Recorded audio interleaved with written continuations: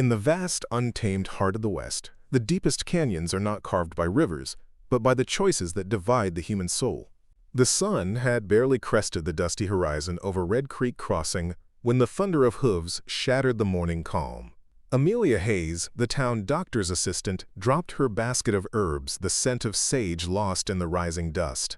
A war party of Cheyenne, their faces a fearsome canvas of red and black paint, swept through the main street like a phantom storm. Screams echoed between the clapboard buildings as settlers scrambled for cover.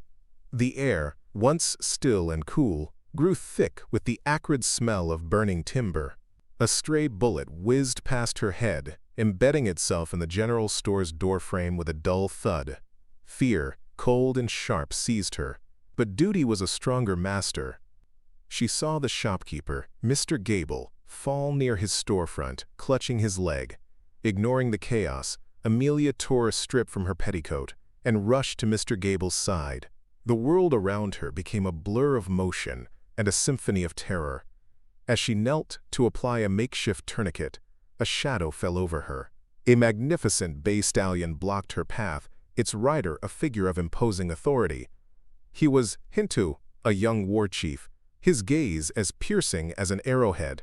He watched her nimble fingers work, saw not the panic of a frightened settler, but the steady resolve of a healer. He had come for retribution, for the sacred lands stolen from his people, but this woman's courage gave him pause. She did not cower or plead. She worked to save a life amidst the carnage his warriors had wrought.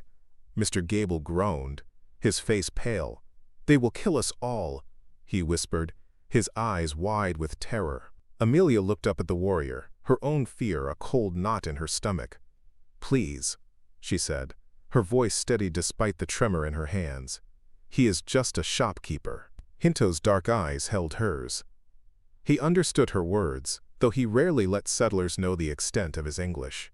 He saw the defiance in her gaze, a fire that matched the flames consuming the town.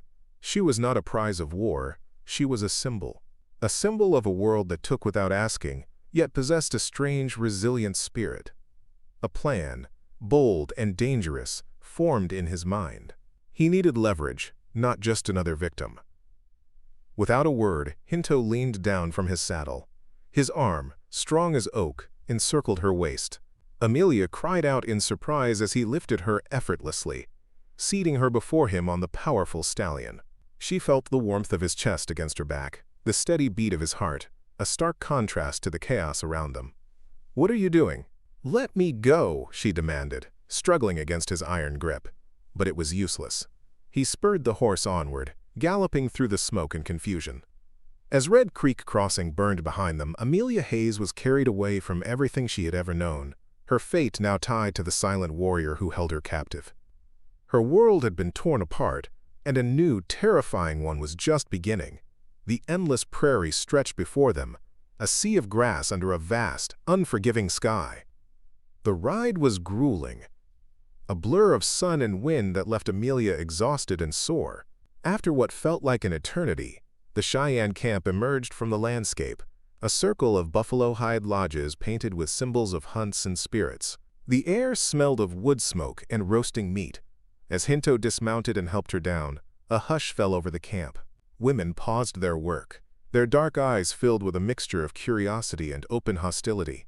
Children peeked from behind their mothers' skirts, whispering in a language that sounded like the rustling of leaves. She felt like an intruder, an unwelcome ghost in this vibrant world. A stern warrior with a jagged scar across his cheek approached them. His name was Mato, and his gaze was cold as a winter river. "Why do you bring this outsider here, Hinto?" he challenged, his hand resting on the hilt of his weapon. "She is a tool, Mato," Hinto replied calmly, though a tension hardened his jaw. "The settlers have taken our sacred lands at Whisperwind Canyon. They will listen when we hold something they value," Mato sneered. "She is a weakness, not a tool. Her people are locusts who devour the land. She is no different." Hinto stood his ground, his authority as war chief, creating an invisible shield around Amelia. She realized then that her life hung by the thinnest of threads. An elderly woman emerged from the largest lodge, Her silver hair was braided with eagle feathers, and her face was a map of wisdom and time. This was Sun Woman, the tribe's healer and spiritual guide.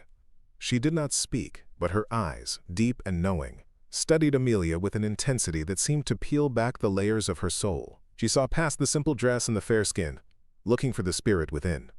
Amelia met her gaze. Refusing to look away, her chin held high. She would not show them her fear. She would show them she was more than just a captive. Sun Woman gave a slow, deliberate nod before turning and disappearing back into her lodge, leaving Amelia to wonder if she had passed some unspoken test. Hinto led her to a small, empty lodge. "You will stay here," he said, his voice low. "Do not try to leave. Some of my people are not as patient as I am." Amelia watched him go, the flap of the lodge falling shut, plunging her into semi-darkness. She was alone, a prisoner in a strange and hostile land. The sounds of the camp, the laughter of children, the rhythmic beat of a drum, the murmur of voices felt a world away. She sank onto the soft buffalo robe, the full weight of her situation crashing down on her.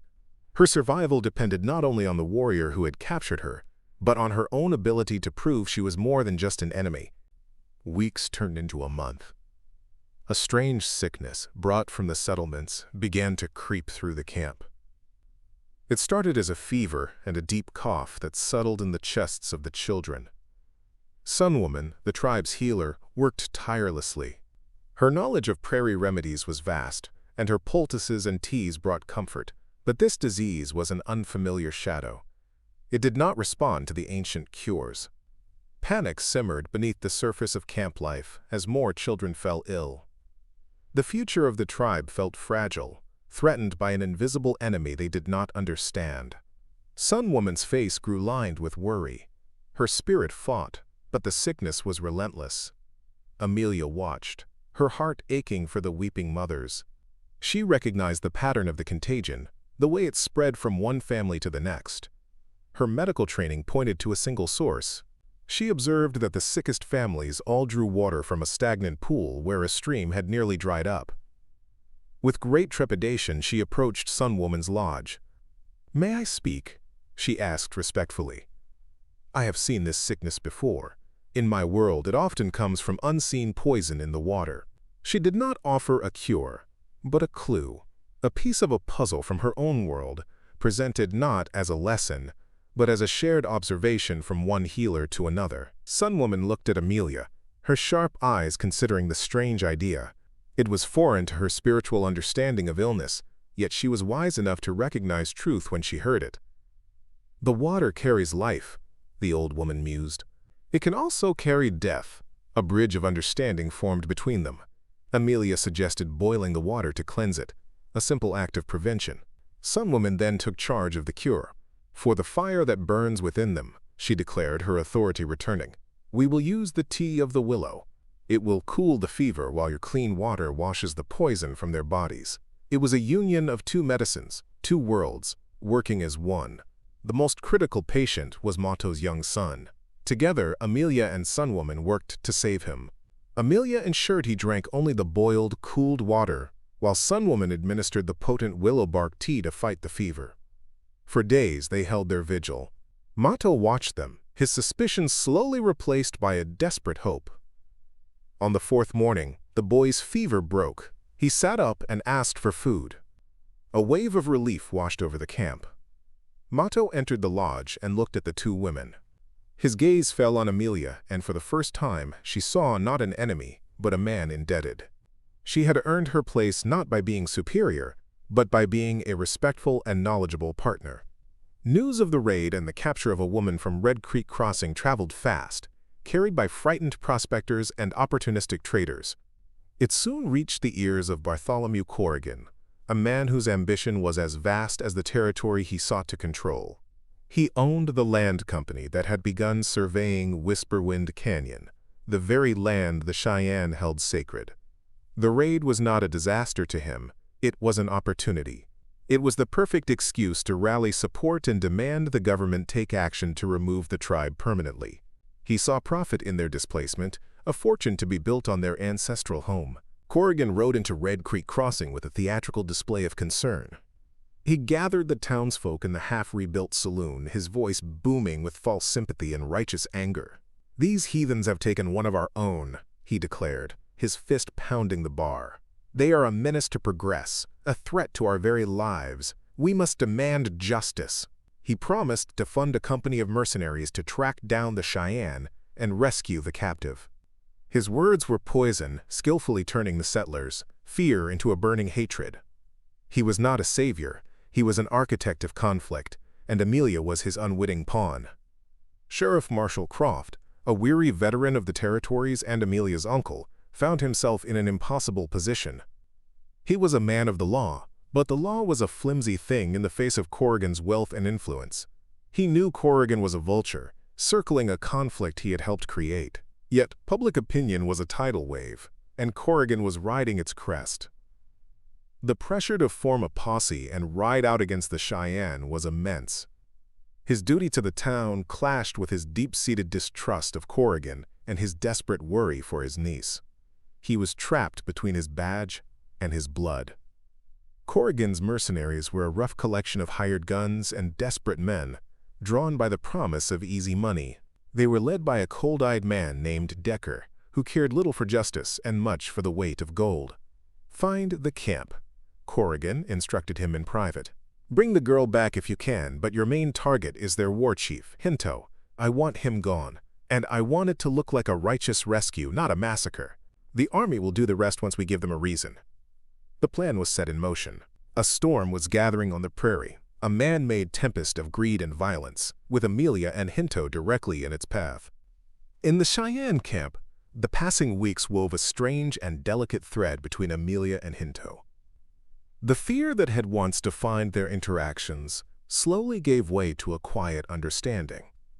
He began to speak to her in English, his words careful and measured. He took her riding not as a captive, but as a companion, showing her the hidden beauty of the prairie. He taught her how to track a deer, how to read the clouds for signs of rain, and told her the stories of his people, tales of the stars and the spirits of the land. She saw not a captor, but a leader burdened by the survival of his people. Amelia, in turn, shared stories of her own world. She spoke of cities with buildings that touched the sky, of books filled with knowledge, and of a medicine that could see inside the human body. Hinto listened, fascinated by a world so different from his own. He saw her not as a helpless settler, but as a woman of intelligence and strength. A quiet respect grew between them, blossoming into something deeper, something neither of them dared to name. It was a dangerous and forbidden affection, a fragile flower growing in the shadow of a coming war. One evening, Hinto asked Amelia to ride with him to scout the northern ridges. He had seen signs of trackers, men who were not from any tribe he knew. As they crested a rocky outcrop, the setting sun painting the sky in hues of orange and purple, a rifle shot cracked the silence. The bullet tore through the flesh of Hinto's side, sending a jolt of pain through him. More shots followed. Decker and his mercenaries had found them. "Get down!" Hinto grunted, pushing Amelia behind a cluster of boulders as he returned fire with his own rifle. The ambush was swift and brutal. They were outnumbered, trapped on the exposed ridge. Hinto fought with fierce precision, but the wound was slowing him down. Blood soaked his buckskin shirt. Seeing her chance, Amelia grabbed the reins of their horses and led them into a narrow, hidden ravine, while Hinto provided covering fire. He stumbled in after her, collapsing against the cool rock wall, his face pale. The mercenaries' voices grew fainter as they passed by their hiding spot. They were safe, for now. In the quiet darkness of the ravine, surrounded by the scent of pine and her own fear, Amelia tore another strip from her dress. With gentle, practiced hands, she began to tend to the warrior's wound, their roles once again reversed. He was her patient now, and she was his only hope. For 2 days they remained hidden in the ravine. Amelia tended to Hinto's wound, using her knowledge and the herbs she could find nearby to stave off infection. The fever came, and with it, delirium. In his fevered state, he spoke of his fears for his people, of the encroaching world that threatened to erase their way of life. Amelia listened, and her heart ached for him, for the impossible burden he carried. She saw the man beneath the warrior, his vulnerability, his deep love for his land and his tribe. As the fever subsided, he awoke to find her asleep by his side, her hand resting near his. In that quiet moment, he knew his feelings for her had become an undeniable truth. "Corrigan," Hinto said, his voice raspy as he recovered his strength. "The man who wants Whisperwind Canyon." These were his hired guns. He now understood the full scope of the man's treachery. Corrigan did not just want land. He wanted a war. He was using Amelia as the spark to ignite a fire that would consume everything. "Your uncle, the sheriff," Hinto continued, looking at her intently. "Is he an honorable man?" Amelia nodded. "He is, but he is under great pressure. Corrigan has the town twisted with fear and hate." Hinto knew then that a direct confrontation would be a disaster. They had to fight Corrigan's deception with truth. They needed to send a message, but it was too dangerous for either of them to approach the settlement. Hinto thought of John, a scout of mixed heritage who sometimes traded with the Cheyenne and was trusted by both sides. Hinto knew how to find him. With a piece of charcoal from their small fire and a strip of clean buckskin, Amelia carefully wrote a letter to her uncle. She explained Corrigan's scheme, the ambush, and the truth of her situation. She pleaded with him to meet Hinto in a neutral place, to talk of peace before Corrigan's mercenaries could shed any more blood. It was a desperate gamble, but it was their only one. Hinto, still weak but resolute, left the ravine under the cover of darkness to find the scout. Amelia waited, her anxiety a constant, gnawing presence. When he returned hours later, he was not alone. John, a quiet man with watchful eyes, stood with him. He took the buckskin letter without a word, his expression unreadable. "He will deliver it," Hinto assured her. As the scout disappeared into the night, a fragile hope took root in Amelia's heart. She had made her choice. She was no longer just a captive or a healer. She was a diplomat, a messenger of peace, standing beside Hinto not as a prisoner, but as an ally. Sheriff Croft received the message with a heavy heart. The familiar handwriting, the desperate plea for reason, confirmed his deepest suspicions about Corrigan. He agreed to the meeting, choosing a location in the Badlands known as Three Buttes, a place where no one could set an easy ambush. He rode out with a small posse of his most trusted deputies, men who valued law over mob rule. The air was thick with tension as they approached the meeting spot. They saw a group of Cheyenne warriors waiting, Hinto at their head. The two groups faced each other across a dry creek bed, a chasm of mistrust and history separating them. Amelia stepped forward from behind Hinto, her presence a shock to her uncle. She wore a simple buckskin dress, a gift from Sun Woman, and her hair was tied back in a practical braid. She looked healthy, strong, and unafraid. "Uncle Marshall," she said, her voice clear and calm. "Thank you for coming." She proceeded to tell him everything. About Corrigan's land grab, the mercenaries, and the peaceful intentions of Hinto's people. "I am not a prisoner," she stated firmly, looking directly at him. "I am here by choice. I believe peace is possible, but not while Corrigan pulls the strings." Her words hung in the still air, a direct challenge to everything her uncle thought he knew. As Hinto and the sheriff began a tense but civil negotiation, Mato could no longer contain his rage. He stepped forward, his face a mask of fury. "Peace?" he spat, glaring at Hinto. "You speak of peace with the men who burn our homes and steal our land? You let this woman soften your heart, Hinto. You have forgotten what it means to be a warrior. You lead us to ruin." The accusation struck a chord with some of the other warriors, their faces hardening with doubt. The fragile unity of the tribe was fracturing at the worst possible moment. Hinto faced Mato, his expression unyielding. "Courage is not found only in battle, Mato. Sometimes it is found in the wisdom to avoid one." The confrontation between the two warriors was a spark in a powder keg. Sheriff Croft and his men watched, their hands hovering near their firearms, unsure if they were witnessing a negotiation or the prelude to a slaughter. Amelia's heart pounded in her chest. Everything they had worked for was about to unravel because of old wounds and deep-seated hatred. She saw the pain and pride in Mato's eyes, the unbending resolve in Hinto's. This was more than a disagreement. It was a battle for the soul of the Cheyenne people, a choice between a future of peace or a cycle of endless, bloody revenge? Before Hinto could answer Mato's challenge, the sharp crack of a rifle echoed from the cliffs above. A deputy standing beside Sheriff Croft cried out and fell, a dark stain spreading across his chest. It was an ambush. Corrigan had followed them. Figures appeared on the ridges on both sides. Decker and his mercenaries, their rifles glinting in the harsh sunlight. They had been played. Corrigan never intended to let them talk. He wanted to eliminate both the sheriff and the Cheyenne leadership in one fell swoop, leaving no one to oppose his claim to the canyon. Panic erupted as bullets rained down on the exposed creek bed. Instinct took over. "To the rocks!" Sheriff Croft yelled, his voice cutting through the chaos. Hinto shouted commands in Cheyenne, directing his warriors to the same cover.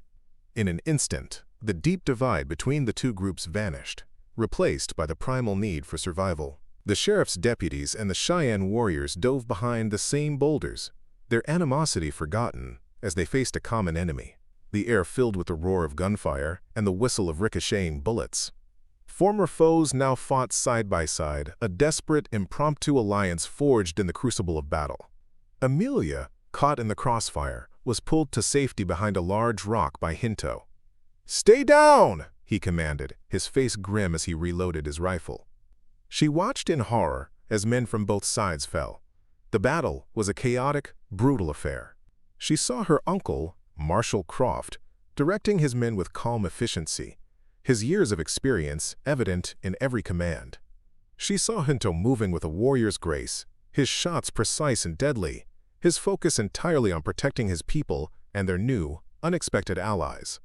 The hatred that had poisoned the land for so long was being washed away by the blood of both settlers and natives. Mato, fighting with a cold fury, saw a mercenary take aim at the sheriff from a high perch. Croft was exposed, focused on a different threat. Without a second thought, Mato raised his own rifle and fired. The mercenary tumbled from the rocks. Croft turned, saw what had happened, and met Mato's gaze across the battlefield. A silent acknowledgement passed between them, a moment of shared humanity in the midst of inhuman violence. The attack had been meant to divide and conquer, but Corrigan had miscalculated. In his greed, he had not destroyed his enemies. He had united them against him.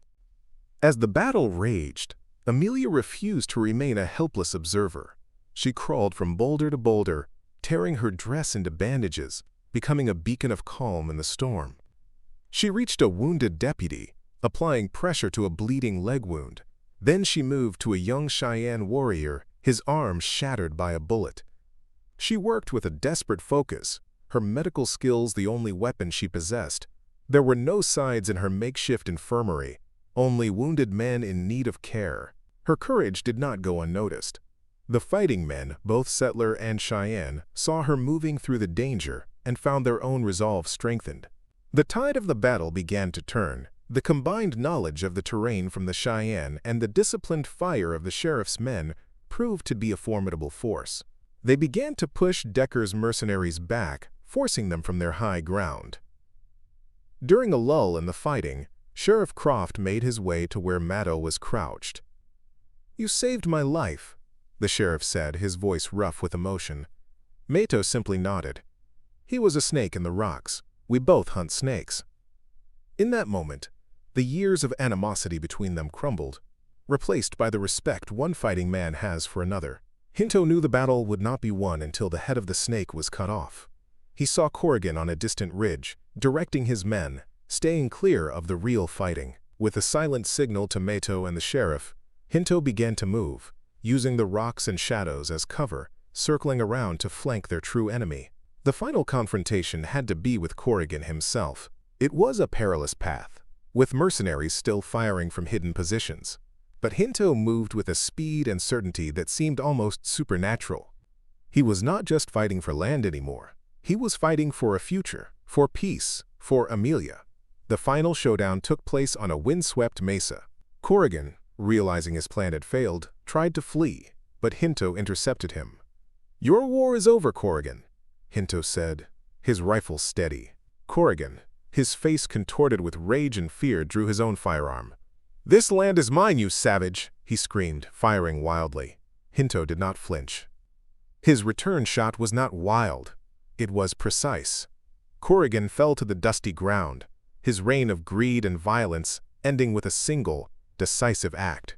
A silence fell over the Badlands, broken only by the wind and the groans of the wounded. The battle was over. In the aftermath, a somber quiet settled over the victorious but weary survivors. They gathered their wounded and honored their dead, settler and Cheyenne alike. The shared ordeal had forged a bond that words alone never could have. Sheriff Croft walked over to Hinto, who stood looking out over the valley. "You are a good man, Hinto," the sheriff said, extending his hand. Hinto took it, their handshake sealing a new and hard-won peace. There would be difficult days ahead, but the foundation of trust had been laid, cemented by shared sacrifice. The mercenaries who survived were rounded up, their fight gone with their paymaster. A week later, a formal council was held. On the very ground where they had fought, Sheriff Croft and the elders of Red Creek Crossing met with Hinto, Matto, and the Cheyenne Council. A treaty was drawn up, not by distant government agents, but by the people who called this land home. The borders of Whisperwind Canyon were officially recognized as sacred Cheyenne territory, inviolable. In return, the Cheyenne agreed to peaceful trade and passage through the surrounding lands. Matto, now a staunch supporter of the peace, stood beside Hinto, his presence a powerful symbol of the tribe's unified decision. Amelia stood with Sunwoman, watching the proceedings. Her uncle approached her. "You could come home, Amelia," he said gently. "You would be a hero." She smiled, a sad but knowing expression on her face. "I am home, Uncle Marshall." She looked toward Hinto, and the love that had grown between them was as clear as the prairie sky. It was a love that had been tested by fire and blood, a love that had bridged two worlds. Her place was here, not as a captive or a settler, but as a part of this new, blended community she had helped to create. She would be a healer for all of them. Years passed. The peace held. The story of the battle at Three Buttes became a local legend, a tale told to children from both cultures. It was a story of how a brave woman's capture became her liberation, and how a proud warrior's quest for justice led him to love. Amelia and Hinto's children grew up with the wisdom of the Cheyenne and the knowledge of the settlers, a living testament to the peace their parents had forged. Their love had not just saved two lives, it had saved two peoples, proving that even in the harsh and unforgiving landscape of the West, the most powerful force was not hatred or greed, but the courage to understand and love one another.